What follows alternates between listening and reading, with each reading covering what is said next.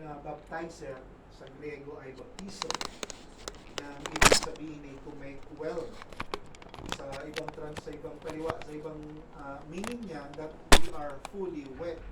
So, binabanggit natin na kapag ang bautismo sa Espiritu Santo ay ito ay maapektuhan ka talaga ng sobra, dahil hindi binanggit din natin na ang banal na Espiritu siya ay makapangyarihan, kaya ka maapektuhan ng buong katauhan mo.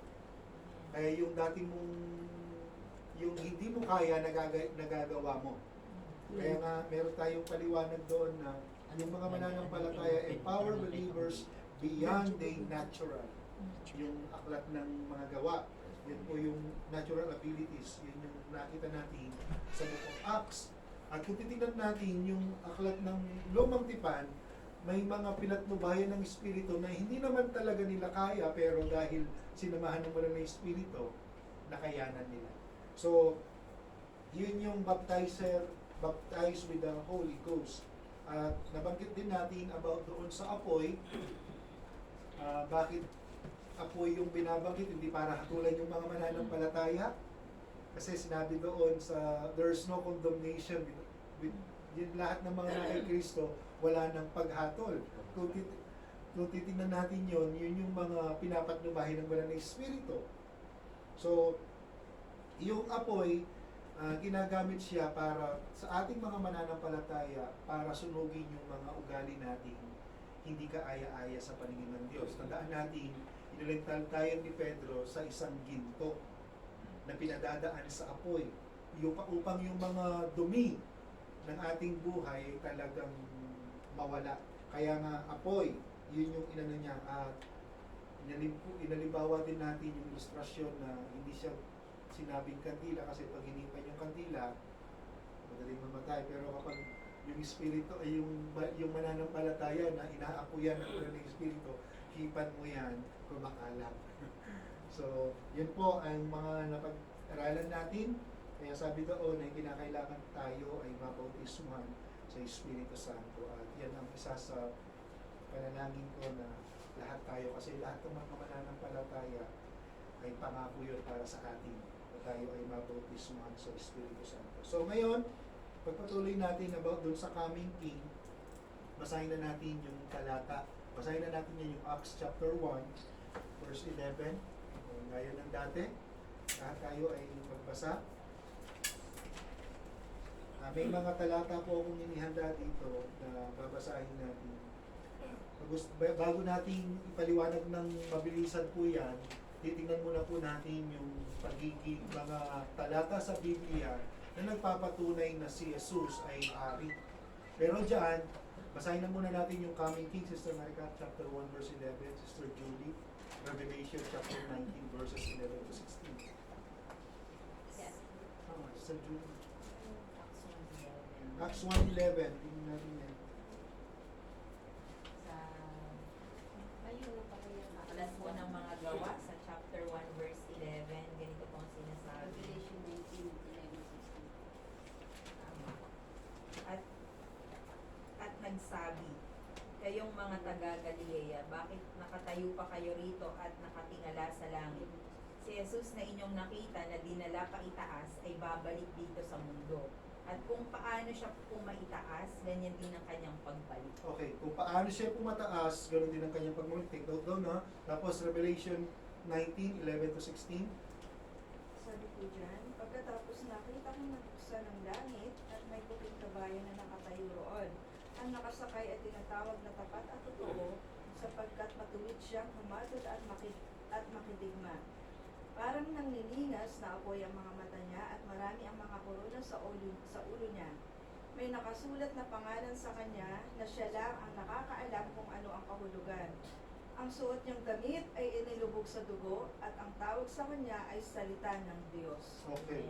Sinusundan siya ng mga sundalo mula sa langit, nakasakay din sila sa mga puting kabayo, at ang mga damit nila ay malinis at puting-puti. Verse 15, mula sa bibig niya ay lumalabas ang matalas na espada na gagamitin niyang panlupig sa mga bansa, at pamamahalaan niya sila sa pamamagitan ng kamay na bakal. Ipapakita niya sa kanila ang matinding galit ng Diyos na makapangyarihan sa lahat. Verse 16, sa damit at sa hita niya ay may nakasulat, Hari ng mga hari, Panginoon ng mga Panginoon. Okay. Tingnan niyo po yan, ano? Yan yung mga talata na nagpapatunay na siya yung haring darating.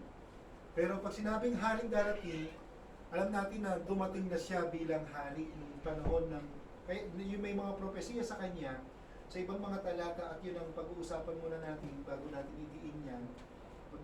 Ano tayo ng mga talata about Jesus as King bilang isang hari. Tingnan natin yung Matthew chapter 2 verse 2.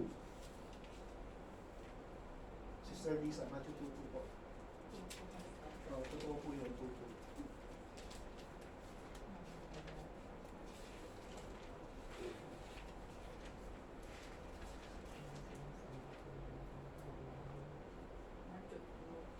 Hmm.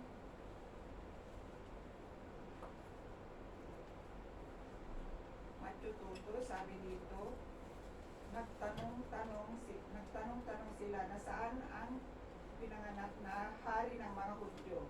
Nakita namin sa silangan ang kanyang bituin, kaya naparito kami upang siya'y sambahin.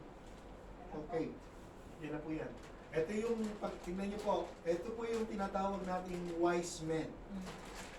Nung isinilang ng ating Panginoong Yesus, yung mga wise men na yan, alam natin yung istorya, tinitignan, astrology, tinitignan nila yung mga star kasi meron silang alam patungkol sa pagsilang ng hari. So, sabi dyan, ano po ang tanong nila? Saan ang pinanganak na hari ng mga Hudyo? Okay, yun yung kanilang katanungan. Saan pinanganak yung hari ng mga Hudyo? Hindi nila tinanong, hari ba yun? Talagang nire-recognize nila na kahit sanggol pa lang, hari siya ng mga Hudyo. Amen. So, yan ang isa sa talata. Sa Zacarias chapter 9 verse 9. Tapos, tayo din tayo. Ayan na muna, Zacarias 9:9. Zacarias 9:9.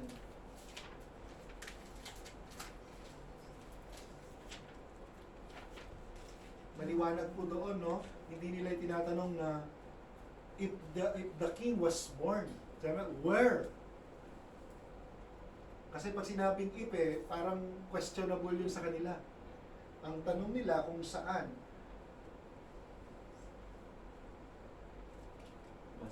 Basa po. 9:9 si Mr. John.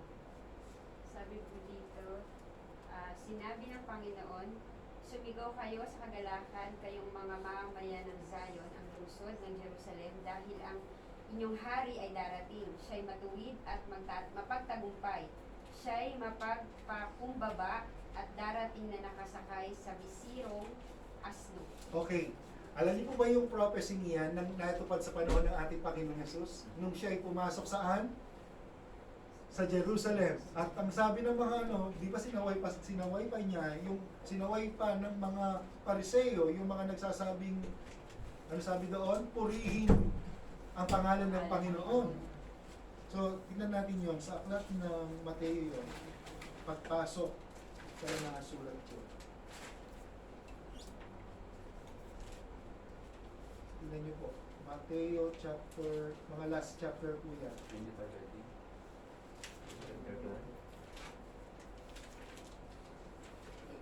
Pagpasok ni Jesus sa Jerusalem. Ano ba sa 25?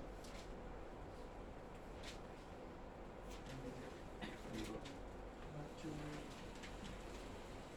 21 po. Okay, sige. Nasa-basa natin yun yung talatang natupad sa buhay ng ating Panginoon Jesus. Sabi dito, nangyari sa verse 4, nangyari ito upang matupad ang sinabi ng propeta. Sabihin niyo sa mga naninirahan sa Zion na paparating na ang kanilang hari. Okay. Hari, mapagpakumbaba siya at nakasakay sa asno, sa isang bisirong asno. Okay, ano po sabi doon? sa verse 5. Sabihin niyo sa mga naninirahan sa Sion na paparating na ang kanilang hari. So, mula doon sa Zacarias, yung prophecy ni Zacarias, tinupad ng ating Panginoong Yesus nung siya ay papasok doon sa Jerusalem. So, talagang sa Biblia, sa sa Old Testament, pinapatunayan na talagang siya ay hari. Amen. So, ngayon ay tingnan din natin, kahit noon sa panahon ng crucifixion, bibilis lang tayo ng paliwanag. Dahil kasi talata eh. Luke, magbasa pa tayo. Luke chapter 1. Sino pa hindi nakapagbasa? Sister Gemma. Luke 1:32-33. Lucas 1:32-33. Opo. Tapos si Brother Christian, John 1:49. Luke 1, verse 33, maghahari siya sa mga lahi ni Jacob, magpakailanman. Ang paghahari niya ay walang katapusan. Okay, yan po, mga katunayan, no? Si Christian, John 1:49. Sabi dito, sumagot si Nathanael. John 12:30. John, Hindi, tama mo yun. sumagot si Nathanael, Rabbi, kayo nga po ang anak ng Diyos. Kayo ang hari ng Israel. Okay, mga katunayan, hari ng Israel, hari ng mga Hudyo, Brother Darrell, John 12:30. Tapos si Kenneth, John chapter 18, verse 36-37.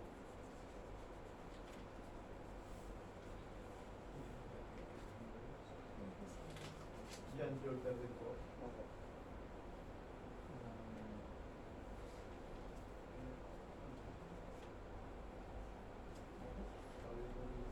John chapter 12 verse 13. Kaya kumuha sila ng mga palas-palas. Sinabi ni Jesus, sumigaw sila, purihin ng Diyos, pagpalain ang dumarating na ito sa pangalan ng Panginoon, pagpalain ang hari ng Israel. Okay, pagpalain ang hari ng Israel. So, yung kay Kenneth, John hindi ko na ako pinapaliwanag yan. Yung 18. John 18:36-37.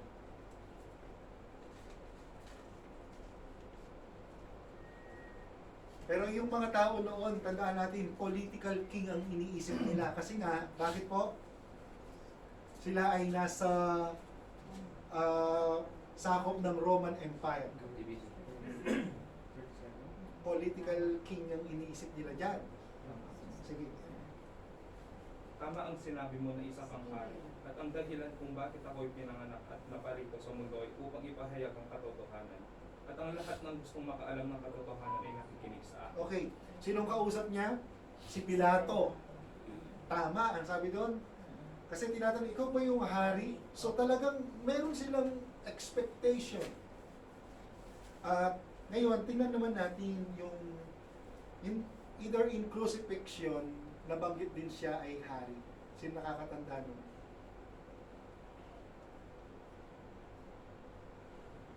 Nung siya ipinako, ang din sa kanya ay hari. Ano po yung nilagay nila doon sa... Hindi dito sa buo, ha? King of Kings. Hindi lang na rin Oh, namin natin. Luke 23:38. Siya po ay King of Kings at Crucifixion. Luke 23:38.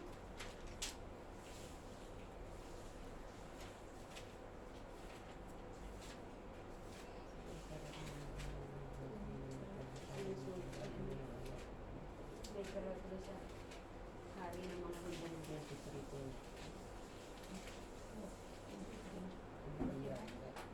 King of Kings. Basa po, no? Sino nang tapos na lahat? Si Sister Maricar ulit.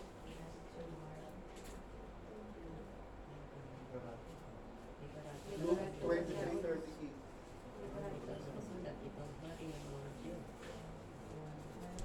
23:30.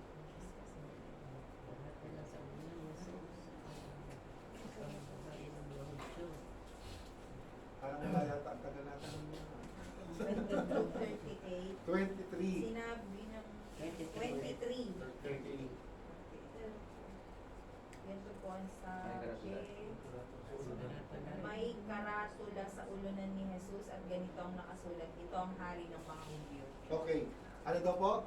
Hari ng mga Hudyo. Pero dun sa John chapter 19, ayon dun sa pagpapaliwanag, ito po ay nakasulat sa 3 languages.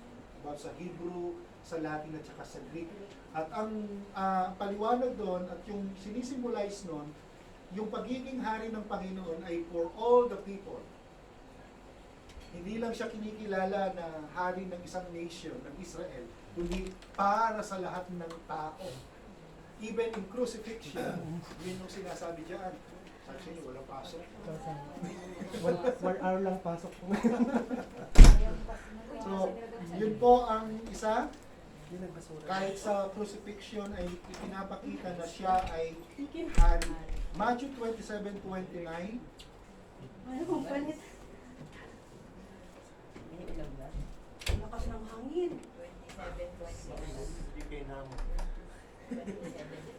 27:29. Sige, ano na kayo salitan?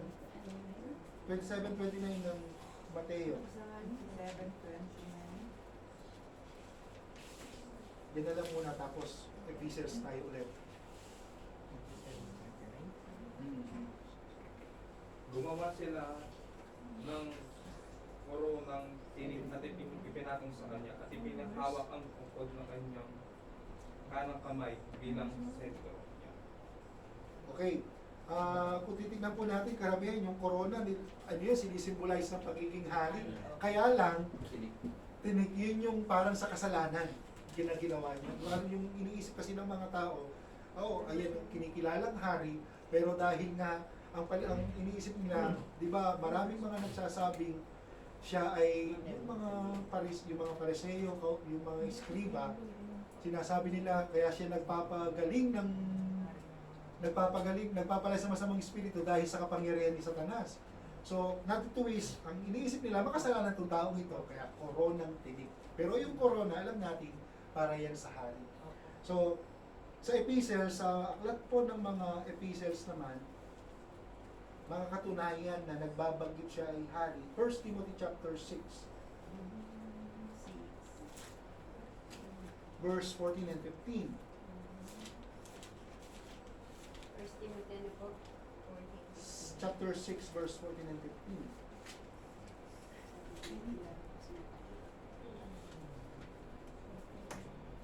Sundin mo mabuti. Yun, sundin ninyo. To keep this command. Sundin mong mabuti itong mga iniutos sa iyo para walang masabi laban sa iyo. Gawin mo ito hanggang sa pagdating ng ating Panginoong Hesukristo. Sa takdang panahon, ihahayag siya ng dakila at makapangyarihang Diyos, ang hari ng mga hari, at Panginoon ng mga Panginoon. Okay. Tingnan niyo po, yung sulat sa epistle letter. Ano pong sabi diyan ni Pablo kay Timothy? Sundin mo. Hari ng mga hari at Panginoon ng mga Panginoon. Talata pa. Hebrew 1:8.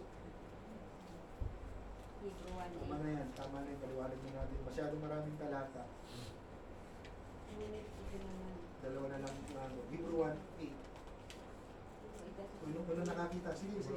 Yeah. Sabi ko dito sa Hebrews chapter 1 verse 8, ngunit ito naman ang sinabi ng Diyos tungkol sa kanyang anak. O Diyos, ang kaharian mo ay pagpakailanman at ang paghahari mo ay makatuwiran. Okay. Sino po yung nagsasalita dyan? Hindi lang yung mga tao, hindi lang yung mga propeta ang nagsasabi, hindi lang yung mga apostol ang nagsasabi na siya ay hari, maging yung Diyos Ama nagsasabing hari. Hindi lang siya hari, Diyos din ang pinapaliwanag niya. Kaya itong talatang ito, kung pag-aaralin yung aklat ng Hebreo, talagang may pinapaliwanag na si Kristo ay Diyos, kapantay ng Diyos. At mismo ang Diyos Ama nagsabi, ano yung sabi sa verse 8? Ikaw o Diyos. Sino nagsasalita nun? Ang Ama. Ikaw o Diyos. Tinawag ng Ama, Diyos ang Panginoong Yesus, at yung kanyang binanggit din nun, ang kanyang paghahari ay magpakailanman. So kahit po mga propeta, mga apostol, nagsasabi na talagang ang Panginoon ay hari ng mga hari at Panginoon siya ng mga Panginoon. At kahit ng Diyos Ama, binanggit din niya sa kanyang anak, hari siya ng mga hari at Panginoon siya ng mga Panginoon. Amen. So, yan po ang mga talata sa Biblia na nagpapakita mo siya ay hari. Sa Old Testament, prophecy fulfilled sa Isaiah chapter 9, verse 9, 6, and 7, and Jeremiah chapter 23, verse 5 and 6. Marami pang talata, pero dalawa na lang ang bubuksan natin. Basahin natin yun. Yung Isaiah 9, verse 6 and 7. Then Jeremiah 23, verse 5 and 6. Ito pa yung talata ha. Dalawa na po ang talata babasahin natin. Psalms chapter 2, verse 6 and 9. Zechariah 9:9. Psalms chapter 2, verse 6 and 9. Zechariah 9:9. Daniel chapter 7, verse 13 and 14. And Isaiah chapter 7, 13 and 14. Isaiah chapter 11, verse 1 and 4. So yung 9, 6, and 7 ng Isaiah, pakibasa, basahin natin yun. Isaiah chapter 9, yun yung tinatawag na Counselor, Mighty God, Wonderful Prince. Basa po, 9, 6, and 7. 9, 6, and 7. Okay, Sister Lisa, kayo po basa. Sapagkat isinilang ang isang sanggol na lalaki para sa atin. Ibibigay sa kanya ang pamamahala at siya ay tatawagin kahangahangang tagapayo, makapangyarihang Diyos, walang hanggang Ama, prinsipe ng kapayapaan. Magiging malawak ang kanyang kapangyarihan at walang katapusang kapayapaan ang ipagkakaloob sa trono ni David at sa kanyang kaharian. Itatatag niya ito at pamamahalaan na may karunungan at katuwiran mula ngayon at magpakailanman. Isasagawa ito ni Yahweh na makapangyarihan sa lahat. Okay. Sa harian ng Ang Israel. paghahari niya ay magpakailanman. Napulpil po yan, Jeremiah 23, verse 5 and 6. Jeremiah 23, verse 5 and 6. Verse 5, sinabi pa ng Panginoon, darating ang araw na paghahariin ko ang isang hari na matuwid na mula sa angkan ni David. Maghahari siyang may karunungan at paiiralin niya ang katuwiran at katarungan sa lupain ito. Verse 6, ito ang pangalang itatawag sa kanya, ang Panginoon ang ating katuwiran. At sa panahong iyon, maliligtas ang Juda at magkakaroon ng kapayapaan sa Israel. Okay. Yan po yung mga napulpil na prophecy patungkol sa kanya. Tandaan niyo po, nung panahon ng Panginoong Yesus ay nandito sa lupa, ang iniisip ng mga Israel, political king. Pero during Old Testament, talagang pinapakita niya na yung paghahari niya ay magpakailanman. Hindi for political king, kundi talagang paghahari niya magpakailanman. So ngayon tingnan na natin yung coming king. Eh bakit sinasabing siya yung haring darating? Nakarating na siya, di ba? Kaya lang, hindi siya as a political king.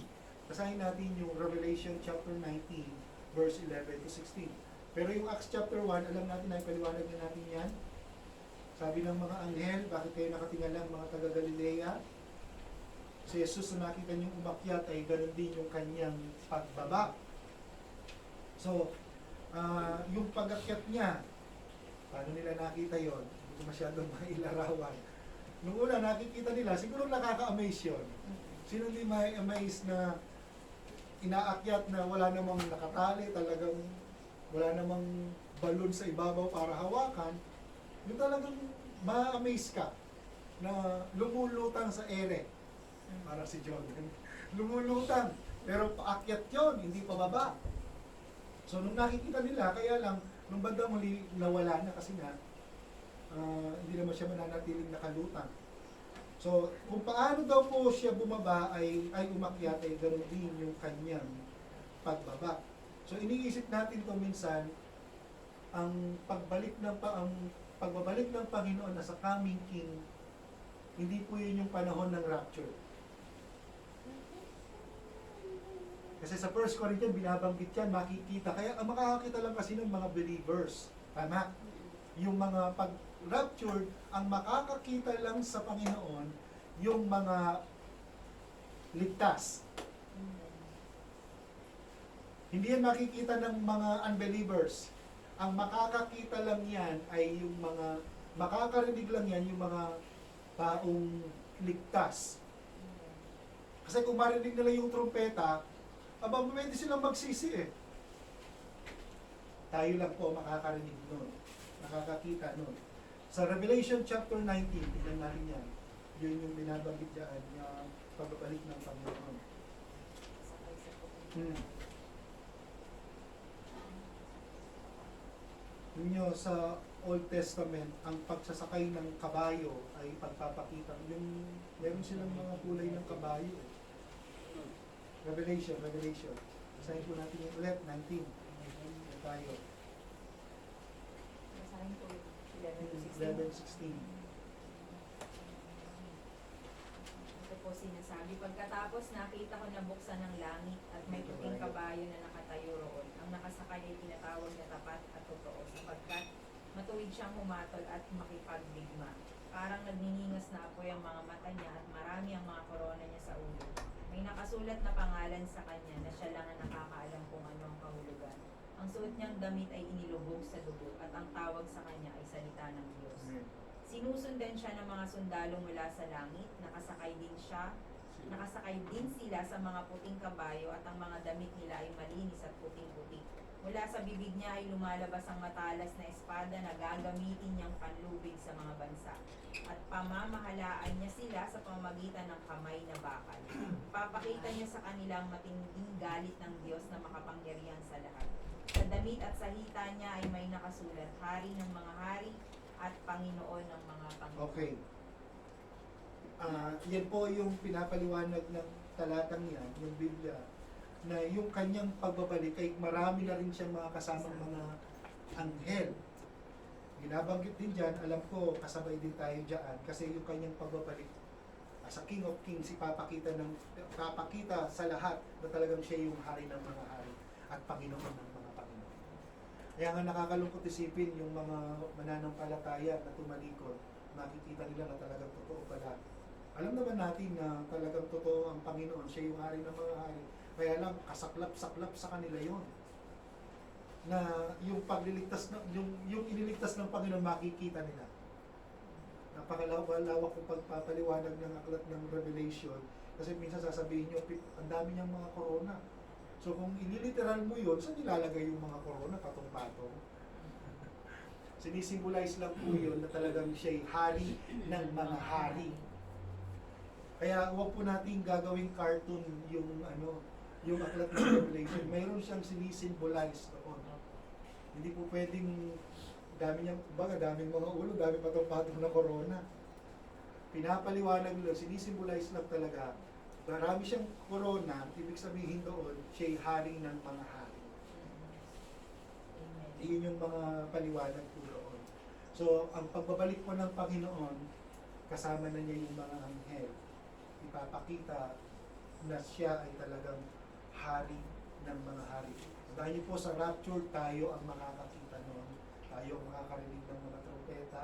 Kaya yung tao, marirealize nila lang na nakakapanood kayo sa YouTube, di ba? Aeroplano, bumagsak kasi yung driver Christian.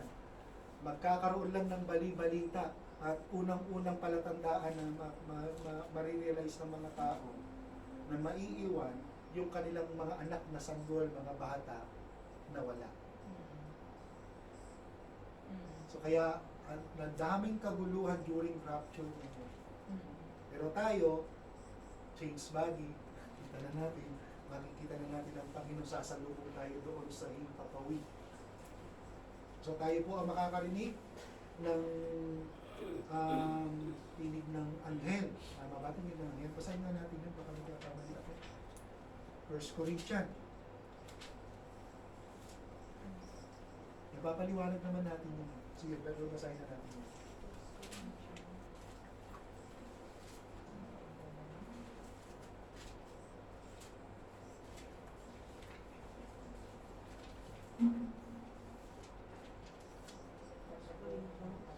Ah, sorry, Thessalonica pala. 1 Thessalonica. Sorry. Thessalonica.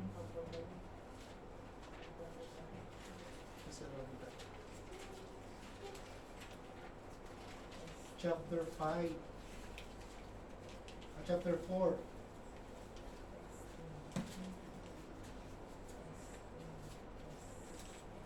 Verse 15.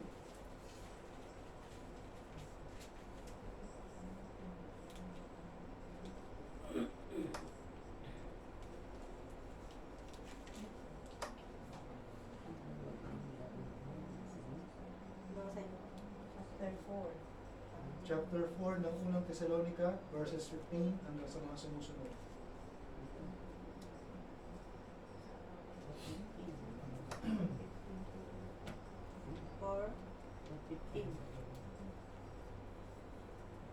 Basa po.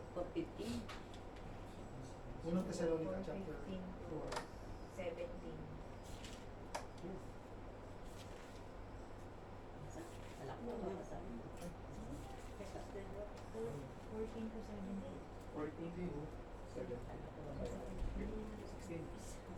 Sa araw na iyon, ang Panginoon mismo ang bababa mula sa langit, kasabay ng malakas na utos.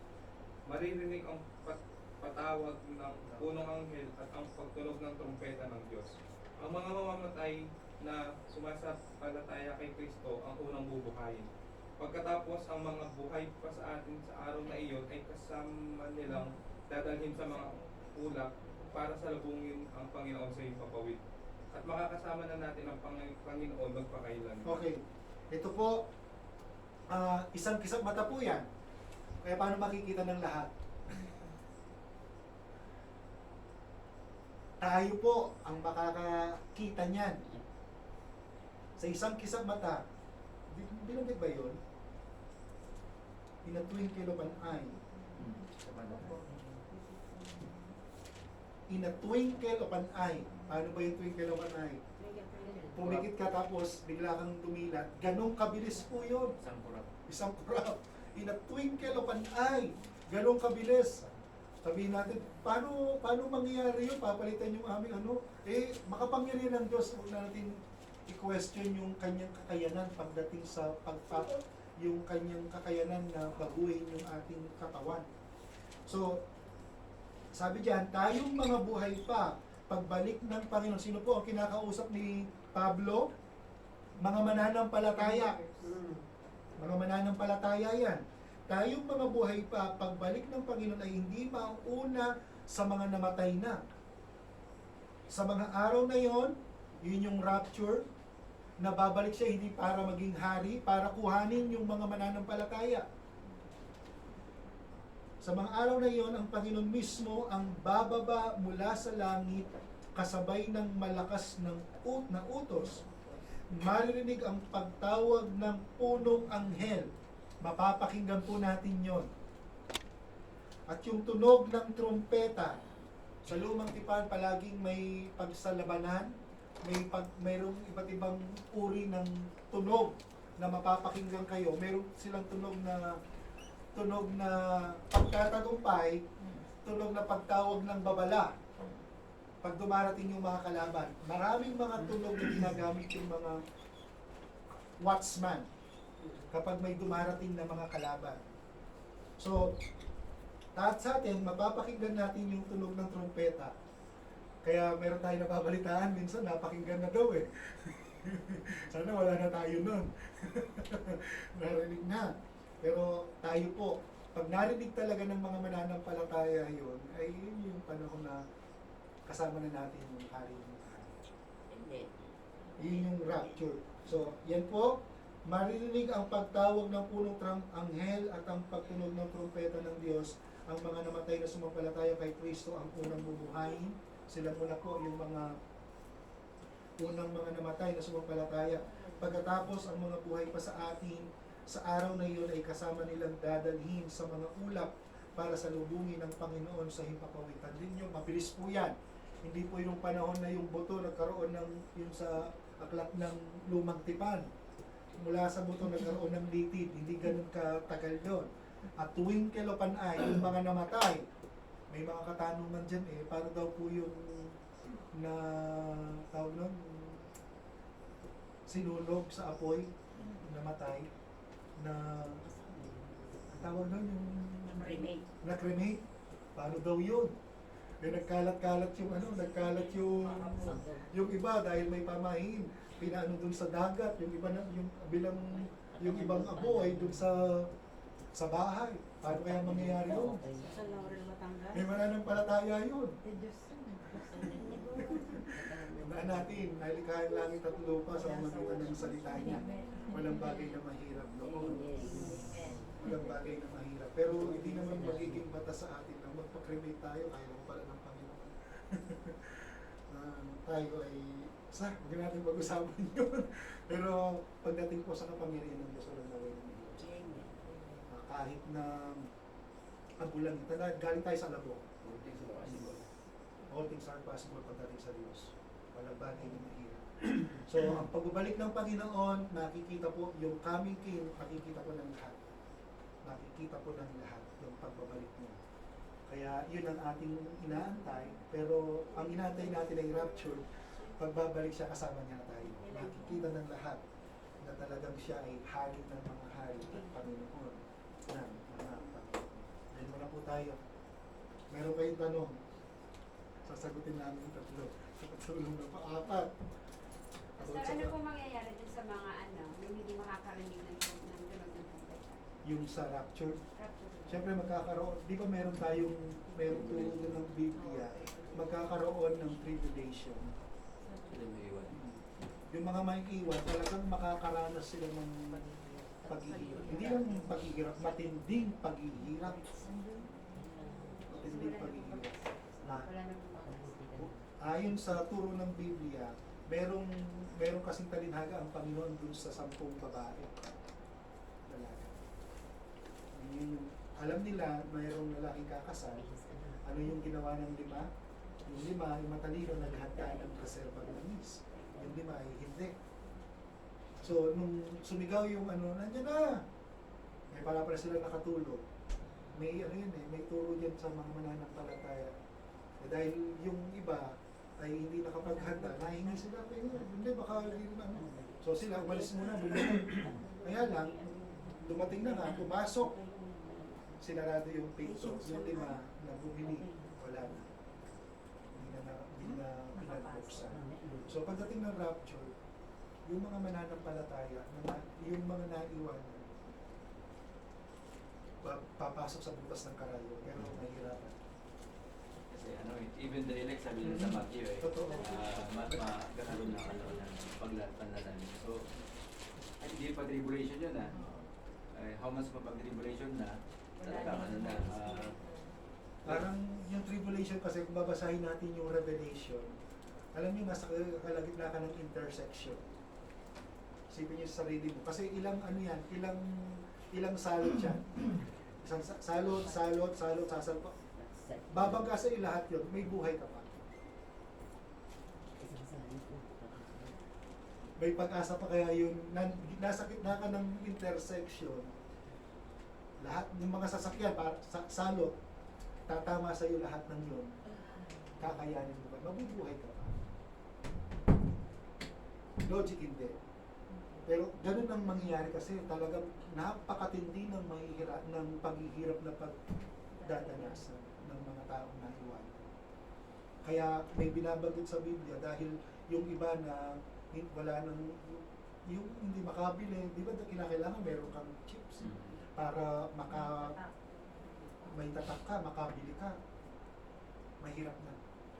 Mahirap na talaga. Kaya wag nating asahan na wag tayo doon sa second trip. Doon tayo sa first trip. First trip. Meron kasing turo pagdating sa rapture, meron tayong tinatawag na pre, mid, at saka post. Sa atin, ang paniniwala natin, pre-tribulation. bago dumating yung tribulasyon, magra-rapture muna. Ganyan yung pagmamahal ng Diyos sa atin. Na ililigtas niya muna yung kanyang mga minamahal, Amen. yung mga mananampalataya dumanos ng paghihirap. Tayo bang mga magulang ay hintayin nating mahirapan yung ating anak? Hindi. Eh, tawag doon, Diyos siyang mapagmahal. Kaya, pre-tribulation tayo. At yung Matthew, yung patungkol doon sa 10 dalaga, yun yung patunay natin na talagang kinakailangan ay yung mga na-raptured na, ay yung mga naiwan ay wala ng pag-asa. Wala ng pag-asa. Wala ng pag-asa. Huwag tayong umasa na napakahirap. Napakahirap po, no? Napakahirap. Even the elect talagang malalamig. Kaya tayo, habang tayo po ay buhay, maging handa tayo lagi. Anytime, talagang pwedeng bumalik ang Panginoon. Anytime din, pwede din tayong mamatay. So, yun ang minsan ay ilalahanin natin. Matagal pa naman ang rapture kasi nagpapasimula. Sabi, yung digmaan, pasimula pa lang. So, yun na lang kamatay ng isipin mo. So, wala kayong tanong doon. Paano? Mahirap na po, sister, ano? Huwag mo nang nasahin. Ito na lang po sa pangalawang trip. Wala na. Ayon sa ano, ay turo din sa amin ng pastor ng matanda. Wala na. Kasi pinopokus niya talagang tayo maging handa sa pagbabalik ng Panginoon. Kasi pagsasabihin mo namang, ano pa, nasa ano tayo, post. Eh, siyempre, yung iba, pwede naman pala eh. Parang ano kasi yan eh, pagka sa mid-trip, parang binigyan ng ano, ng Chance. chance. Tapos bakit nung panahon na ano, na maginhawa pa yung ano, maganda, ba't di ka nagsisito, di ka naglingkod? Nung nasa taghirap ko na, maisip ko na parang unfair magkaganon sa mga unang nanampalataya. Unang nitiwala sa Panginoon. Amen. Kaya tayo, pre-tribulation po tayo. Yun yung paniniwala natin. Kasi mayroong mga kagaya natin mga mananampalataya, may nasa mid sila, yung iba naman nasa post. So, 7 years yan, pag sa post. Ngayon nga, pansinin niyo po, mga mananampalataya tumatalikod, paano pa kaya pagdating ng Great Tribulation? Take note. Konting pag-uusig lang. Wala na, tumalikod lang. Kandila lang. Eh lalo na pag Great Tribulation, wala kang makain. Di ba nung nagkakaroon nga ng mga, nung panahon ni Yolanda, anong ginagawa ng mga tao? Binabasag nila yung salamin ng SM para lang may makain. Magnanakaw, pumapatay.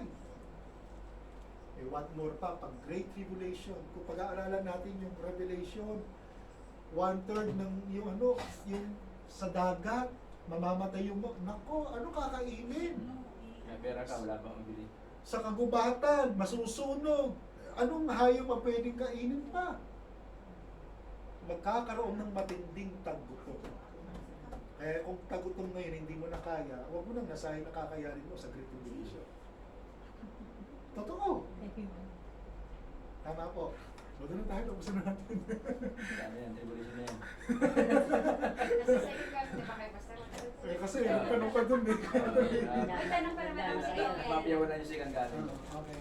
Para hindi sa tribulation. para Okay. kasi nag-iisip ka na. Salamat sa Diyos dahil ko yung mag-pray na, tayo po tayo na namin. Maraming Diyos, marami pong salamat sa inyong mga salita. Lagi niyo po kaming tulungan na hindi lang namin basta maunawaan ang mga salita. Tumulak po ito sa amin upang mamuhay kami sa inyong kalooban. Upang kung dumating man yung tagpo na kami kuhanin ninyo sa paraan ng kamatayan o sa rapture, maging handa kaming palagi. Salamat po sa inyong mga salita. Yan niyo po patuloy niyo pang ipaunawa sa amin ang katotohanan ng inyong mga salita. Hindi lang doon sa katang-isip, kundi sa patnubay ng inyong espiritu, sa karunungan at kaunawaan ng inyong espiritong pumatahan sa amin, sapagkat naniniwala kami, maging yung pinakamalalim na isipan ninyo ay nababatid ng inyong espiritong pumatahan sa amin. Kaya naman kami laging umaasa sa tulong at kapangyarihan at patnubay ng inyong espiritu. Salamat po. Kaya niyo po patuloy na kaming gabayan sa mga natitirang oras. Samahan niyo po ang lahat ng inyong gagamitin. Patnubayan niyo po, basbasan ng inyong kapangyarihan upang maging matagumpay ang gawain pinagkatiwala mo sa amin. Inaangkin namin ang buong pagkilos at paggawa sa lahat din ng aming mga kapatiran na hindi makararating dahil sa bagyo. Bigyan niyo po sila ng pagnanasa na sumamba sa inyo kahit sila'y nandoon sa kanilang tahanan, magawa yung pinakamabuting paglilingkod, pagpaparangal sa inyong pangalan sa magitan ng panonood nila ng live. Kayo ang gumawa at kumilos, hindi man kami sama-sama, pero in spirit, sama-sama kami sasama sa inyo, sa espiritu at sa katotohanan. Salamat po sa tagumpay, salamat sa inyong pagsama. Ito po ang aming samang panalangin sa pangalan ng aming Panginoon Jesus. Amen.